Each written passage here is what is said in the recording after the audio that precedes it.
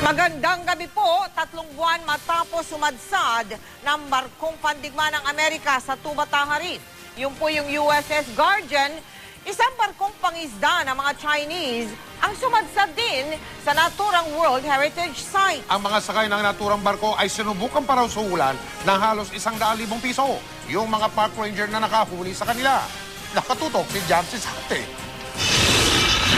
Wala pang 2 linggo matapos matanggal ng tuluyan ang barkong USS Guardian na sumadsad sa may South Atoll ng Tubataha Reef noong Enero, meron na namang panibagong sumadsad sa naturang World Heritage Site.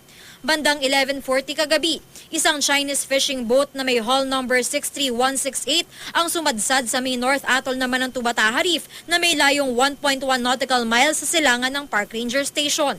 May habang 48 metro ang fishing vessel at gawa sa bakal. Ito ay galing daw sa Fujian, China. Ayon sa Philippine Coast Guard, 12 katao ang lulan ng bangka. Sa laki ng Tubataha, it's a 97,000 hectares, 97,000 hectare reef, no?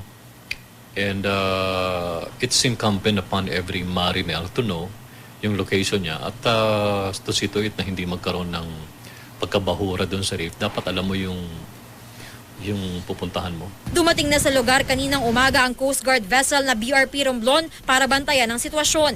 Sasamahan daw ng Coast Guard ang mga Chinese papuntang Puerto Princesa kung saan sila iimbestigahan.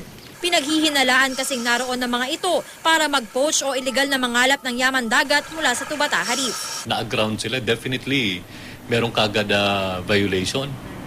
Okay, so I think there's sufficient ground to detain them for further investigation. Yung Committee on Legal Entrant will determine whether they are poachers or not.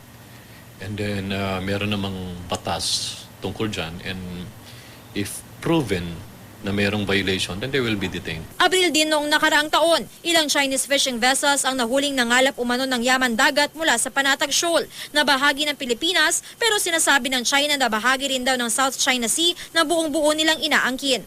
Manatandaang hindi na aresto ang mga Chinese fishermen dahil nakaalis sila sa Panatag Shoal matapos dumating ang maritime surveillance vessel nila. Nananatili sa Panatag Shoal hanggang ngayon ang ilang Chinese government vessel.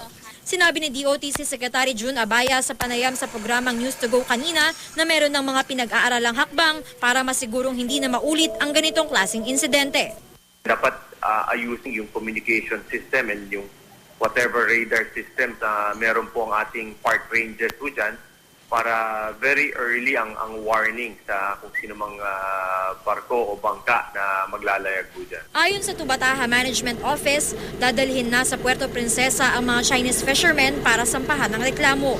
Nang mahuli raw kasi ang mga ito, sinubukan pa nilang suhulan ng $2,400 ang mga park ranger. Yung tinitingnan natin yung damages to the reef kapareho nung sa Guardian, yung entry without a permit, yung mga kaso na yan. Pero ang karagdagan dito dahil ito ay fishing vessel, under the Tubataha law, considered poaching by foreigners yan. Sa ngayon, kumakala pa daw ng impormasyon ng Chinese Embassy sa Pilipinas ukol sa pagsadsad ng Chinese fishing boat sa Tubataha Reef. Jamsi Santay, nakatutok, 24 oras.